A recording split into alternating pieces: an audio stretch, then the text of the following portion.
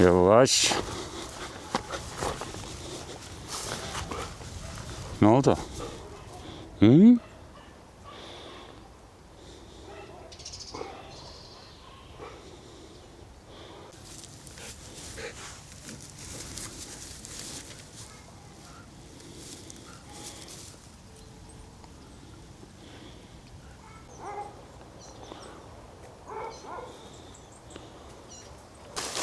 Yürü.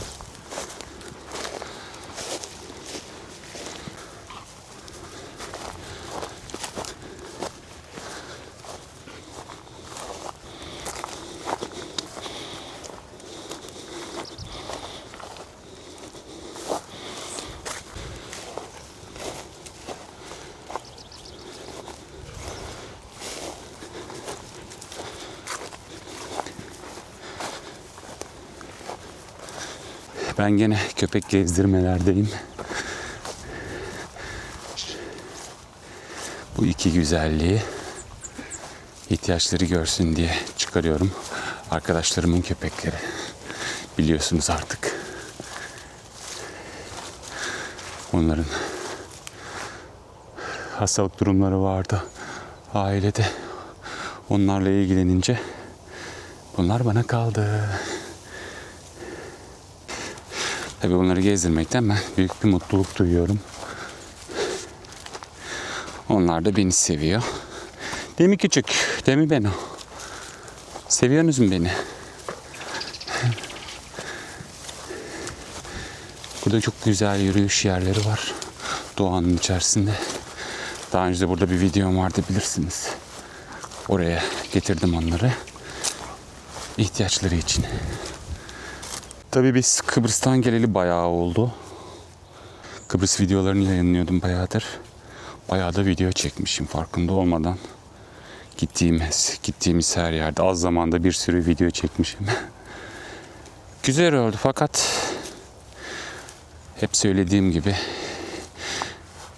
Ege bölgesi dışında, bu çevrede çektiğim videolar dışında yurt dışı videolarım nedense hiç izlenmiyor benim. Yani izleniyor ama nadir, çok az. Genelde zannediyorum bu çevreden videoları tercih ediyorsunuz. Almanya'dakiler söylüyorlar, hani biz zaten yurt dışındayız. Buraları zaten görüyoruz, o yüzden çok tercih etmiyoruz. Ama yani izlenmiyor, yani bu bana garip geliyor. Halbuki çok güzel videolar çektim. Neyse, ne diyelim, kimseyi zorlayacak değilim yani. Bu videoyu izleyin, şu videoyu izleyin diye. Olduğu kadar. Dikili videolarına devam. İstediğiniz gibi gene Dikili'deyiz. Haydi bakalım. Yürü. Yavaş, çekme. Hayır, bunu bırak, bırak.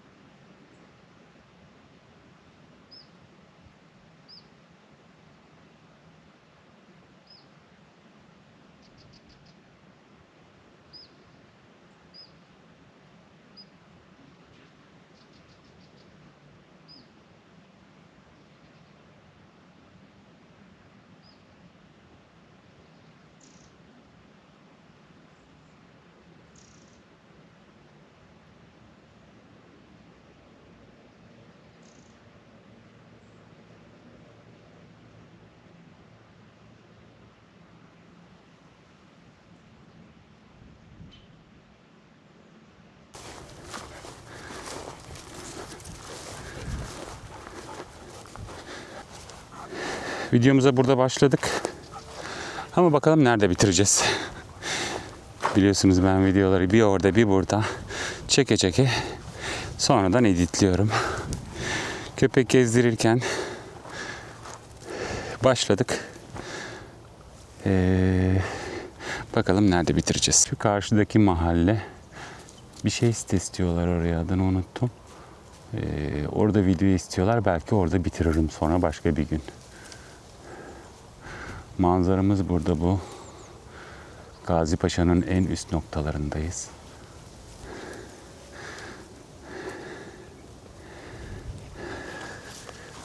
Haydi yürüyün. Bayılıyorum buraya. O kadar güzel ki doğa. Buradaki tek içimi acıtan noktayı daha önce de söylediğim gibi burası barınağa çok yakın. Dikili barınağına. Barınaktan gelen hayvanların havlamaları, ulumaları benim içimi acıtıyor. Tek derdim bu burada. Yoksa cennet gibi bir yer.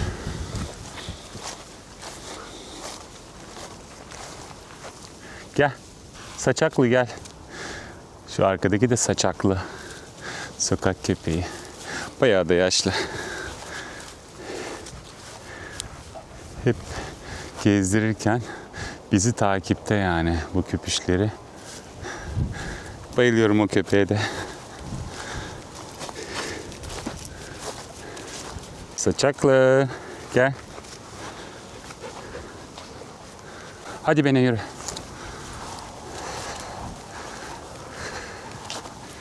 Güneşin sarı yapraklar üzerindeki dansı.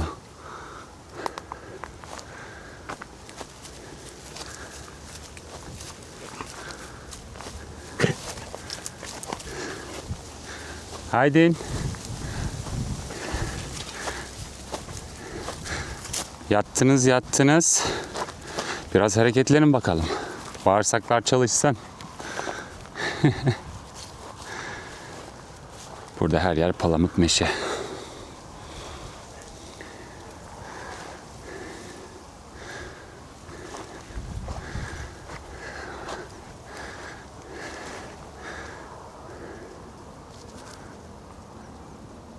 Haydi inin. Gelin. Gelin. Haydi bakalım. Haydi. Şu sarılığa baksanıza ne kadar güzel ağacın üzerindeki yapraklar.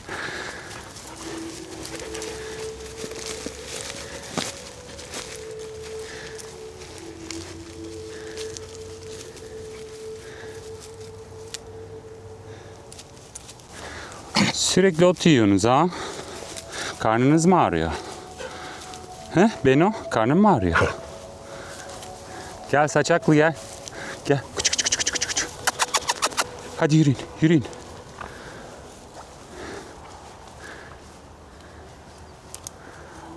Saçaklı. Gel aşkım. Buradaki her bir ağaç o kadar güzel ki. Kim bilir kaç yaşındalar.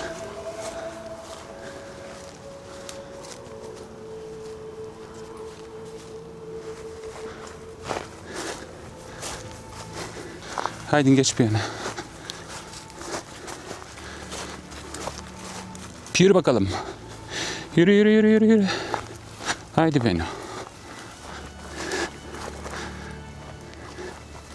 Köpekleri gezdirirken biraz Kıbrıs seyahatinden bahsedeyim. Hoş izleyen izledi de. Sadece 2 günde arkadaşlar hızlı tempolu bir gezi oldu. 2 günde nereyi ziyaret edebilirsek ettik hızlıca. Magusa, Kapalı Maraş, Yeni Boğaziçi tarafı, ondan sonracıma Karpas tarafına da gittik fakat orada çekim yapamadım gece olduğu için. Ki gece de niye gittiysek oralara. Eşek göreceğiz diye tutturmuştuk çünkü. Ama göremedik bir tane bile. Gece olunca ne olacak, hayvanlar dinleniyor kıyılarda, köşelerde. Oradan ayrıldık, Girne'ye gittik. Girne Beylerbeyi. Otelimiz de zaten oradaydı. Orada geceledik, sabahladık. Ertesi gün Beylerbeyi'ni gezdik. Manastırı gezdik. Manastır'dan sonra Girne'ye indik. Girne Liman Harbor. Orada yemeğimizi yedik ve oradan Mavi Köşk'e gittik. Mavi Köşk'te biraz daha Güzelyalı tarafına doğru uzakta kalıyor biraz. Dehşet yağmurların içerisinde böyle fırtına vardı oradayken. Sonra oradan da Lefkoşa'ya geçtik. Lefkoşa'da bütün geceyi Lefkoşa'da geçirdik. Sabah 5'te de uçağımız olacaktı. Sabahlara kadar fink attık sokaklarda.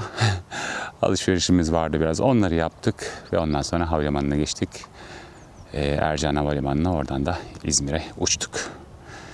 Yani 2 günde birçok yeri gezdik ama Leo ve ben düşünüyoruz ki tekrardan gidelim. Daha geniş çaplı bir gezi yapalım. Ve ayrıca Rum kesimine de gidelim diyoruz. Belki bir gün Rum kesimine geçebiliriz. Öncelikle bir Schengen vizemiz olması gerekiyor tabii. Bunu da araştırdım. Lefkoşa'dan direkt diğer tarafa geçemiyoruz Rum kesimine.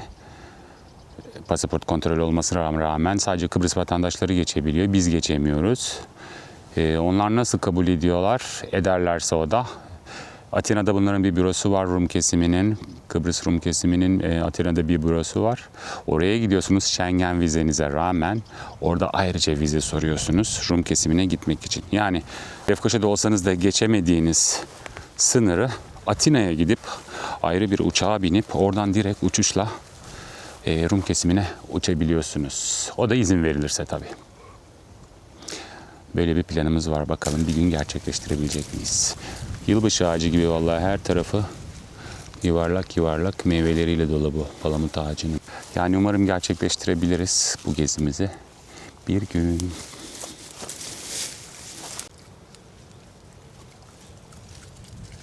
Hala ot mu yiyorsun sen?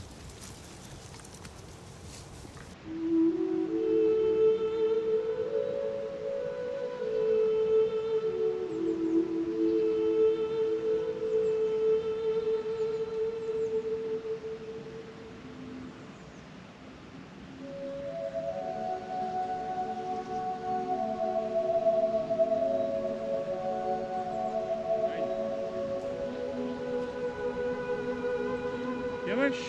Hayır, onu bırak. Onu almıyorsun. Hadi, hayır. Gel bakalım. Gel, şöyle geçelim biraz. Şurada yine bir ağaç var. O ağacı çekmek istiyorum. Çünkü çok güzel. Direkt yerden, dallar direkt yerden çıkıyor. Büyük bir ağaç. Hani bir gövde olarak gider yukarıya doğru. Oradan dallanır, budaklanır ama bu direkt dipten budaklanmış. Bu da hoşuma gitti. Tepede böyle. İşte bak. Gelin çocuklar.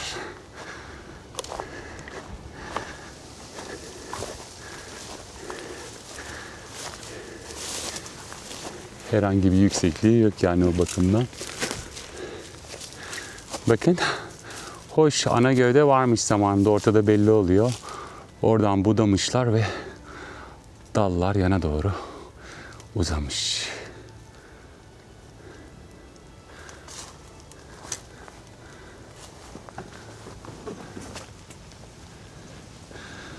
Manzara da bu ağaçtan bu.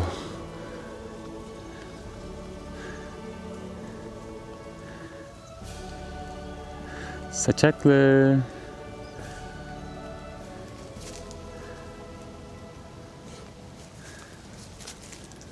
Sessiz bir köşe.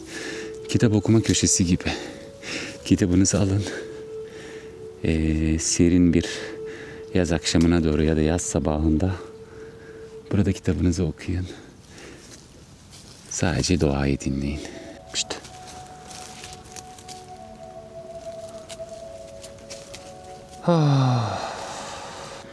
Burası benim köşem olsun. Meslek köşesi koyalım buranın adına. Kuşum. Gel. Saçaklıcığım.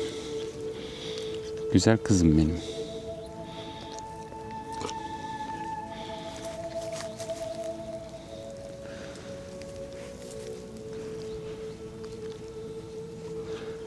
Tek mutluluk bunlar.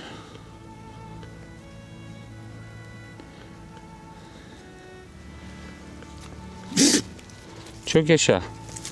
Gel. Saçaklı.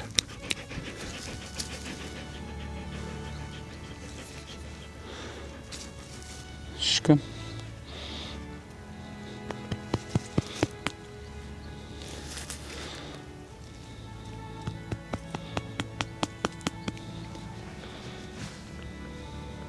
Saçaklı.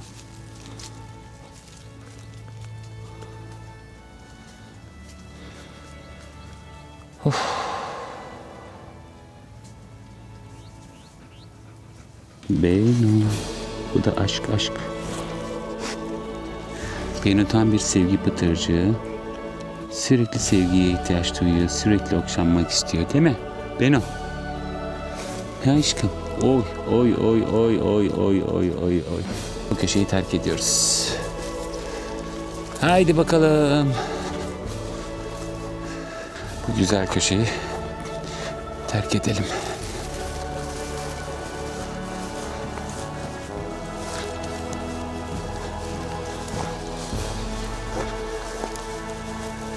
Sıcaklı.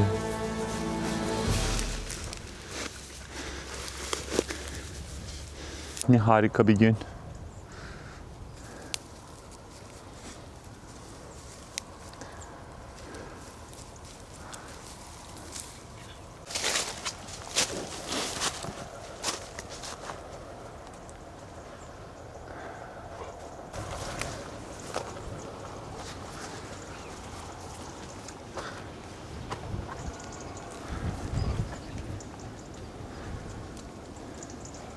Biraz dinleneyim.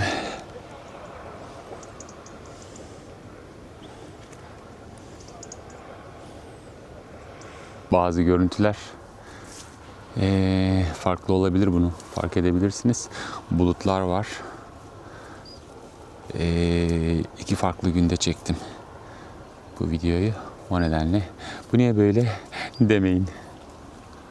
Beno ve küçüğün sahipleri hala hastanede. Annelerini bekliyorlar. Ciddi bir durumda şu an. Onu bekliyorlar. Allah'tan inşallah acil şifalar diliyoruz kendisine. Zor durumlar.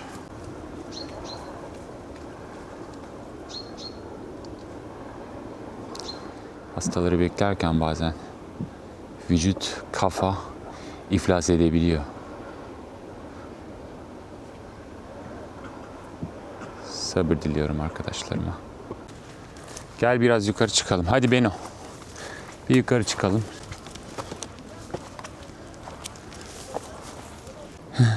Küçük otlardan gözükmüyor bu zambaklardan, vahşi zambaklardan.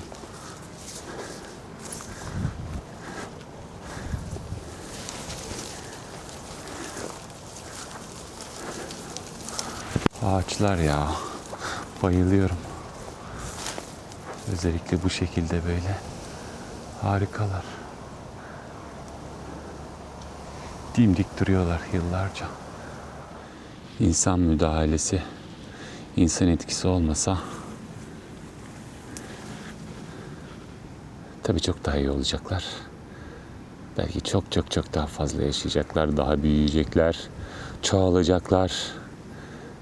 Ama insan faktörü işin içine girince doğa zayıflıyor, küçülüyor.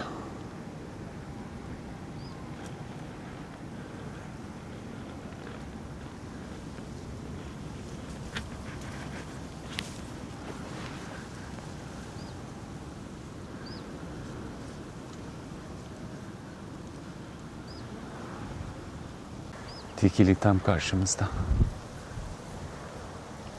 Burada ne varmış? Kolaçan edelim. Hunharca bir yol çalışması var karşıda, bakın. Kamyonların sesleri zaten geliyor o barınak tarafından. Niye oralara yol açıyorlar bilmiyorum. Toki buralarda mı olacak acaba?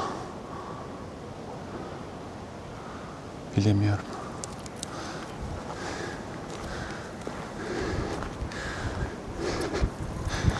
Hemen aşağısı Çandarlı yolu.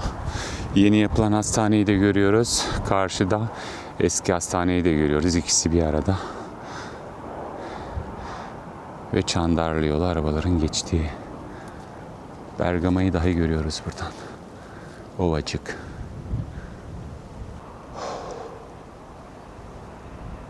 Sabah nasıl gezdireceğim bu küçükleri diyordum. Çünkü bayağı şey vardı, yağmur vardı dün gece ve sabah çok yağmur vardı. Şu an her yer yaş zaten. Neyse ki sabah durdu ve gelebildim. Geç olsun güç olmasın.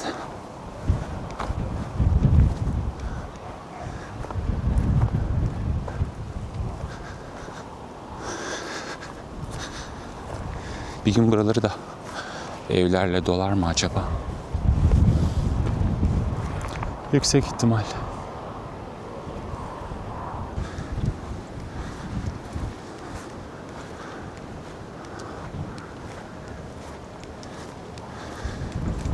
Karşıda hemen ev mi diyeyim, ahıl mı diyeyim, hayvan barınağı gibi bir şey var. Yıkılmış vaziyette. Herhalde hayvanlar için yapılmıştı zamanında.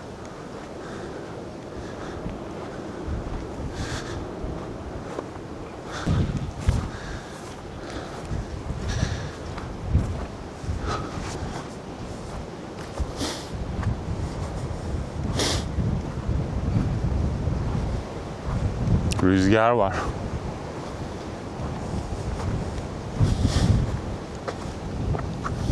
Gel aşkım.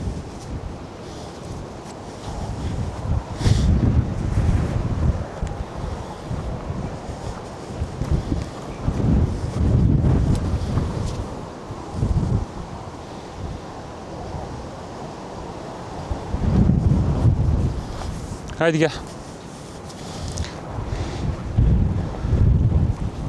Böyle terk edilmiş yerlerde biraz garip hissediyorum.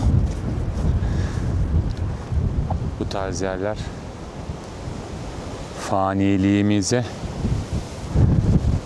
bir tokat gibi böyle yüzümüze çarpıyor. Fanisin sen diyor. Böbürlenme.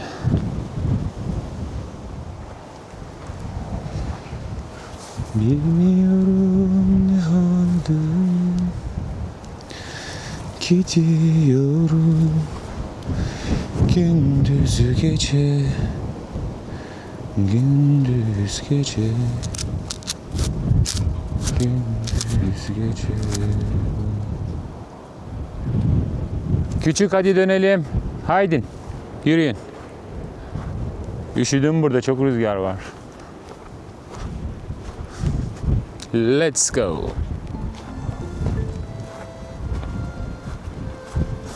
Gel. Küçük. Haydi. Gel. Koş koş koş koş koş koş koş. Küçük.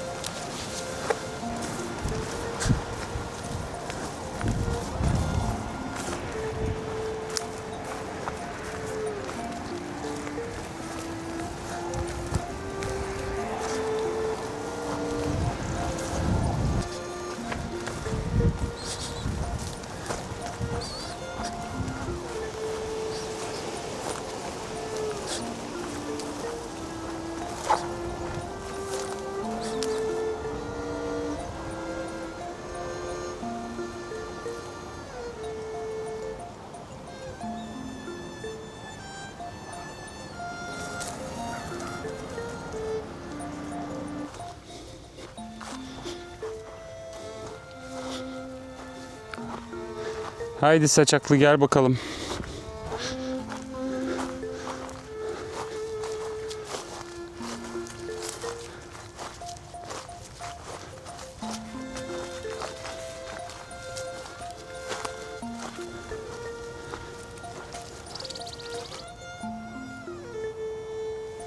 Haydi bakalım yürüyün.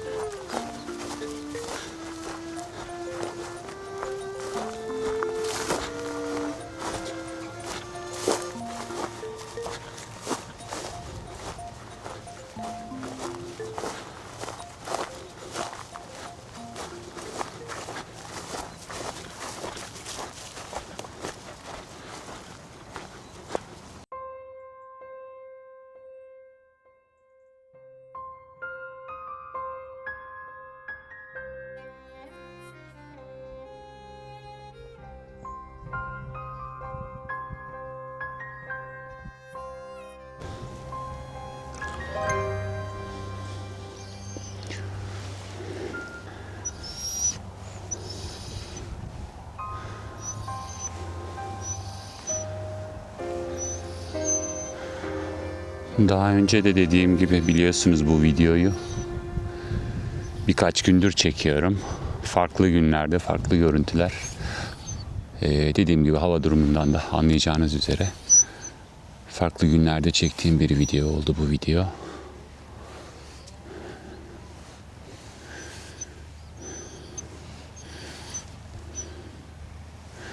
Dün Ayvalık'taydık. Ayvalık'ta olmamızın sebebi de gene videonun başında bahsettiğim üzere arkadaşlarım, bu köpüşlerin sahipleri arkadaşlarımın hastalıkla uğraşıyor olmaları, hastanelerde olmalarıydı. Uzun zamandır verilen mücadelenin sonucunda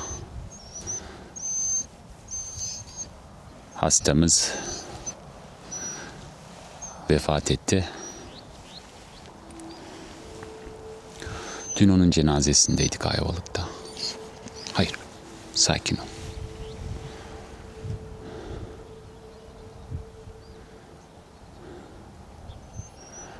Birçok arkadaşımız hep beraber Fatoş ablamızı uğurladık. Hakkın rahmetine. Sevenleri, dostları, herkes oradaydı. Arkadaşlarım annelerini yitirdiler.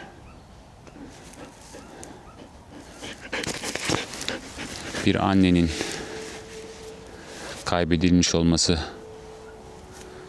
eminim çok acıdır. Kendilerine sabır diliyorum.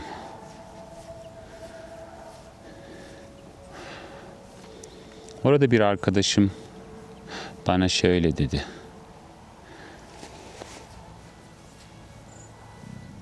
Son zamanlarda her şeye ağlıyor oldum. Ufacık, sebepsiz yere ağlar oldum. Ufacık şeylere, affedersiniz otoboka, her şeye ağlar oldum. Sen nasıl yapıyorsun dedi bana. Evet, benim de böyle bir dönemim oldu. Benim cevabımsa şu oldu.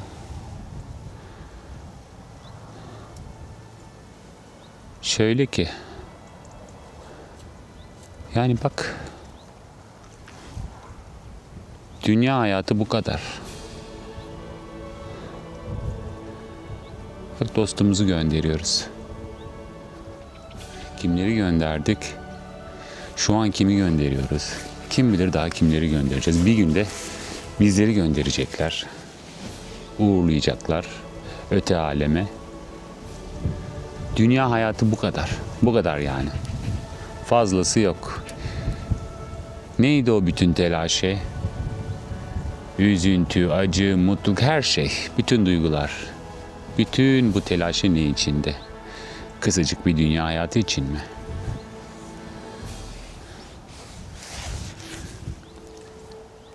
Yani dedim, bu saatten sonra ben niye üzüleyim?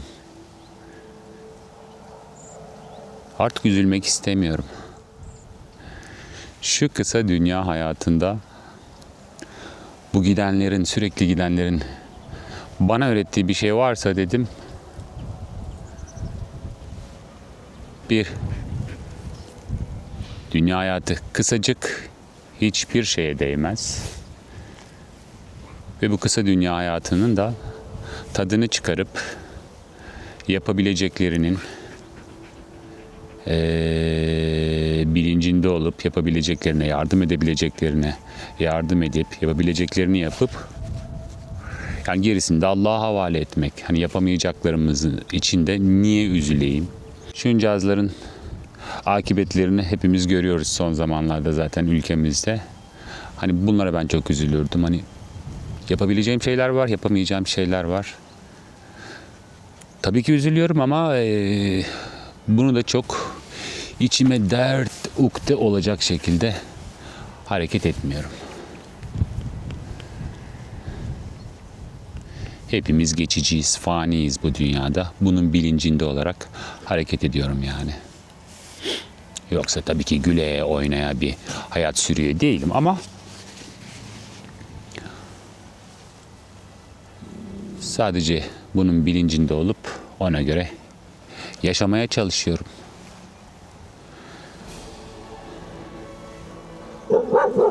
Yapma. Dostlarımızla, ailelerimizle, kim varsa etrafımızda. Gel bir yana. Şu kısa dünya hayatında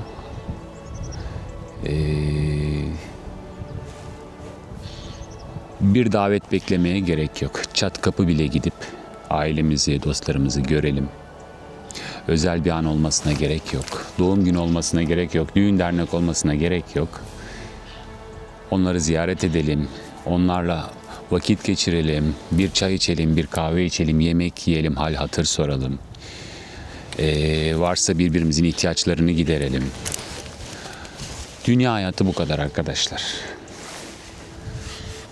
Yarın kimin çıkıp kimin çıkmayacağı hiç belli olmuyor. O nedenle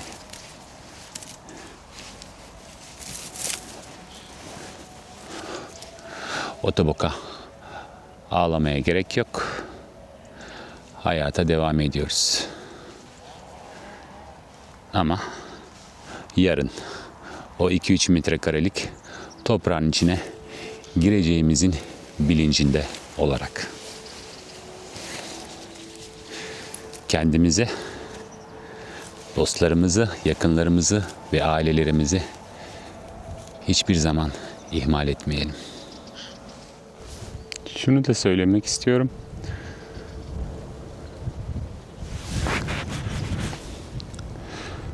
Fatoş ablamız vefat etmeden birkaç hafta önce aslında aylardır beni ve arkadaşımı tanımak istediğini söylemişti. Hani onlara gidip bir yemek yiyelim, bir şeyler yapalım falan. Biz hep öteledik. Yarın, öteki gün, bir hafta sonra hani daha müsait bir zamanda falan diyerek. Ama birkaç hafta önce bir vesileyle sahilde buluşup tanıştık. O haliyle, o hasta haliyle bir de bize haşhaş tohumlu çörekler yapmış. Onları getirdi kendi yiyememesine rağmen.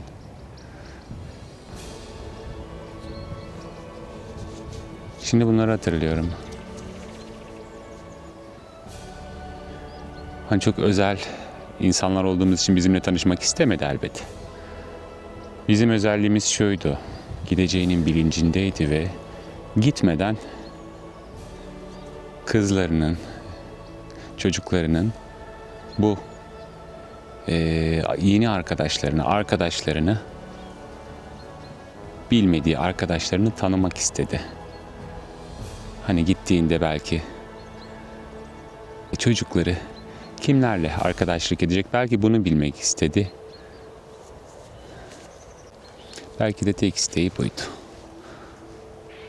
O an için bizi tanımakta ısrar ediyor oluşu. Çok şükür ki o gün hayır dememişiz ve Fatoş ablayı tanımışız. O da bizi tanımış. Ruhun şad olsun Fatoş abla. Nur içinde yat.